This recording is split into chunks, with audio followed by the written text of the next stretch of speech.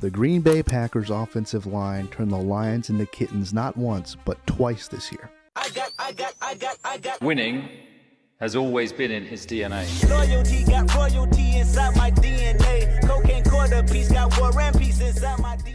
I am a Packers fan. More importantly, I am a student of the game. I want good football, and this was a good football game, especially on Thanksgiving in front of America. I really liked the product put on the field. I have been pretty critical of Jordan Love in the past. Why are you the way that you are? And you saw it in the stats these last couple games. He was not throwing a lot of touchdowns. He managed to shirk that this week. He threw 4 touchdowns, no interceptions, wasn't sacked once. It appears his receivers decided today was a good day to come to work. I'm glad they took the pressure off Josh Jacobs. I didn't want to have to rely fully on Emmanuel Wilson today. It was nice for the receivers to get integrated more into the offense. And a lot of people want to throw Jordan Love all the flowers, but you got to give it up to the offensive line, particularly Zach Tom, the right tackle. He is the 3rd best graded offensive tackle on PFF right now when it comes to pass blocking, and he was doing great. Jordan Love chilling the entire time. 早上好，中国！现在我有冰淇淋，我很喜欢冰淇淋，但是 Aiden Hutchinson terrifies me. Hey, you asleep yet? No. Just checking.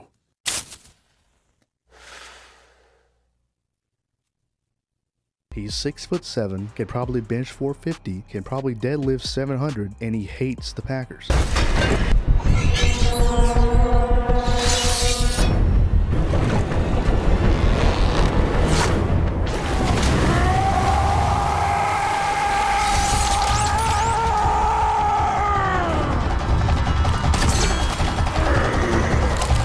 Well, he's going to have to wait a little longer to meet Jordan Love face-to-face because they didn't get him sacked in Lambeau, and they didn't get him sacked in Ford Field. Christian Watson, he has really good hands.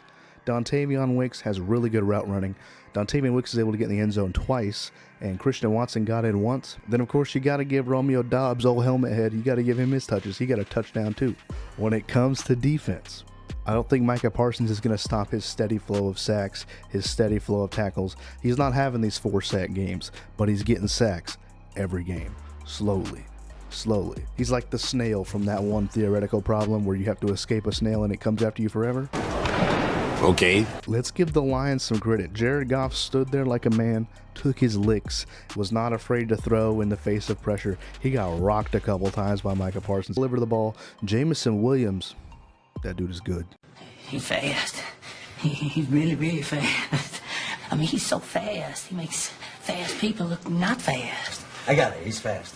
Amon-Ra goes down. Jamison Williams steps up, and he filled the gap perfectly. Jamison Williams, 7 receptions, 144 yards, and a touchdown.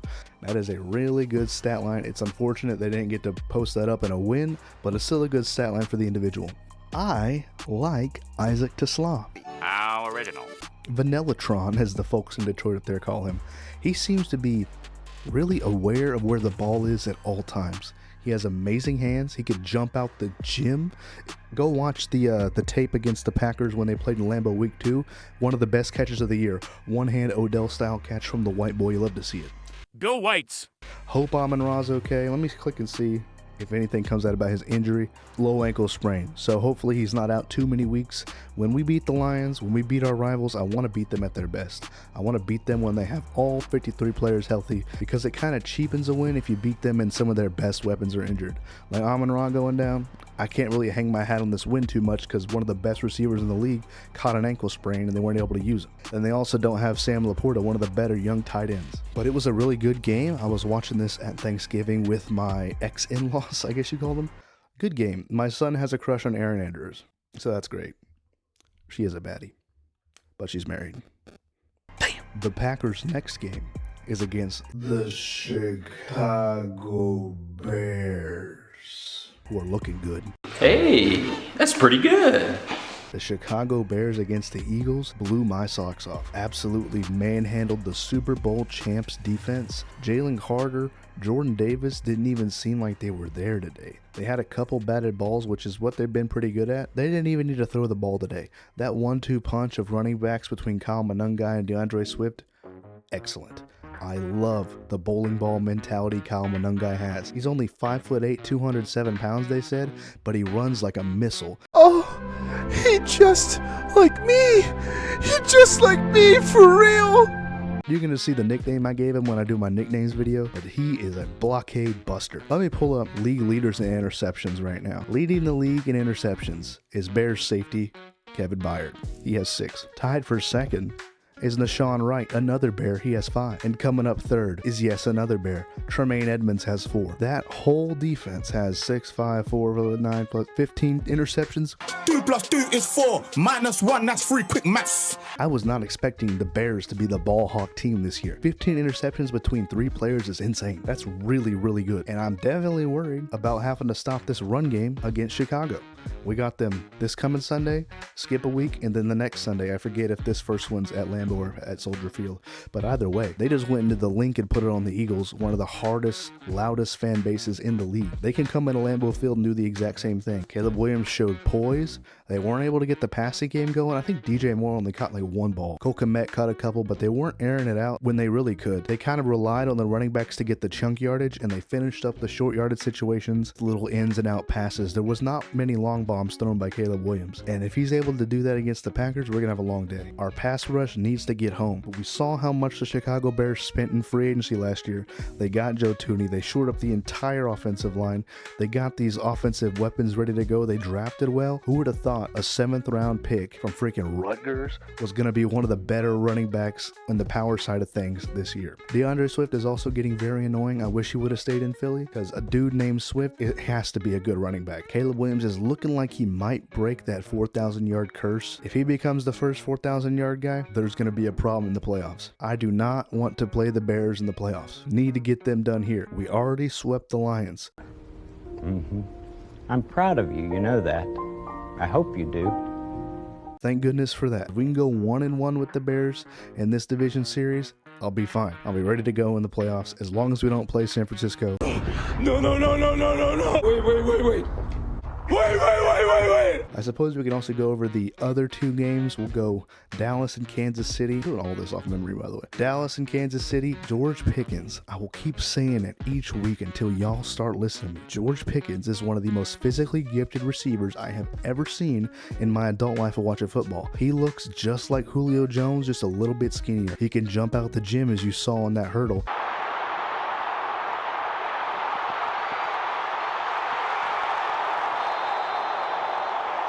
His hands are like vice grips. He looks like Spider-Man when he grabs the football.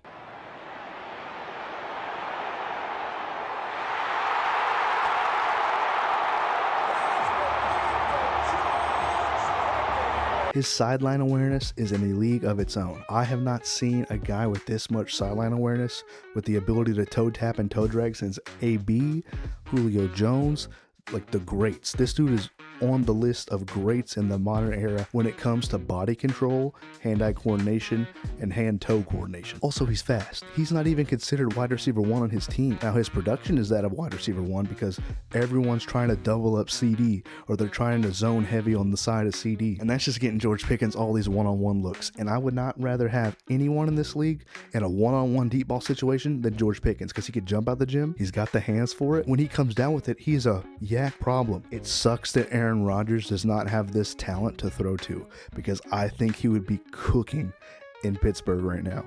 Obviously, he needed a change of pace. He needed a place where he can go be himself, be a little bit of a diva. Jerry Jones traffics in that kind of thing. He's doing good with CD. That's opening up the running game, because I like Javonte Williams too. I liked him in Denver. When they got him in Dallas, a lot of people were like, who's this guy? Who's this Javonte Williams guy? He is a wrecking ball. He's a dump truck with legs. I love Javonte Williams. If you can get him north-south, he's good to go. I've been having a lot of problems with teams running inside zone out of the shotgun with power running backs. Dallas doesn't have that problem. They know if you got a power running back, you need to get him up to speed by the time he hits the hole. So they run a lot of a lot of power runs, and he's hurting people. Just because he gets tackled does not mean that was a wasted play. He's hurting the linebackers, he's hurting the corners, he's hurting the safeties. He is putting pressure on the defense, and that allows George Pickens and CeeDee Lamb to take the top off the defenses because they're still sore from tackling this freaking dump truck. I love what I'm seeing from Dallas's offense.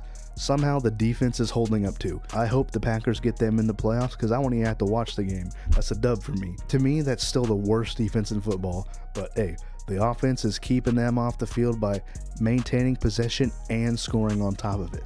So as long as the offense can supplement the defense in productivity, the Cowboys seem to be good to go. Vice versa, if the Packers play the 49ers, I'm just going to mark that off as an L. Don't even got to watch the game. I know how it goes. We also got to talk about Joe Burrow and his first start back against the Ravens, who have been on a run. They were 1-5 and they got a 5-game winning streak hosting the Bengals, supposedly injured Joe Burrow. Obi-Wan! Boy, you got here just in time. Joe Burrow was dotting them up, gang. I think Joe Burrow has been healthy for a couple weeks. That they just were being really safe, were being really careful because he is the cash cow. He's the reason they signed all these people because you know he was going to cause a problem if they didn't get Jamar, if they didn't get T. I mean, they weren't able to get Trey Hendrickson on a long deal. They got him on the 1-year rental, but he was adamant. We got to keep these weapons homegrown in Cincinnati or else we're going to have a problem when it comes to my contract. They did right by him, so he's doing right by the team. You heard the answer at the pregame interview. He just likes playing football. He's getting paid to play a kid's game, and he loves to do it, and he's doing it because it's the right thing to do. Some players might decide to sit out. If the season's lost, it's lost. They don't want to get injured anymore. No season's lost with Joe Burrow. He'll go 1-15. He'll go 1-60. He don't care. He's there to play. He's there to support his teammates. He's there to support the fans. And I love that attitude from a quarterback.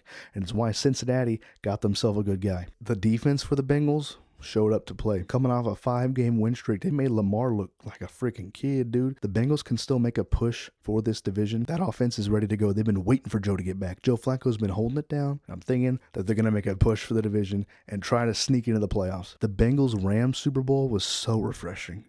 It was so refreshing because a new AFC guy, an old NFC guy, clashing heads, Aaron Donald's going away party, loved it. And I'm hoping we get something like that again. If I'm going off of this weekend's games and I had to pick someone I'd like to see in the Super Bowl, I'm a Packers fan, but that Bears running game was nice, bro. I'm scared. I'm not going to lie, I'm scared. They seem deadly. Their energy seems crazy. Go watch Ben Johnson's post-game celebration in the locker room.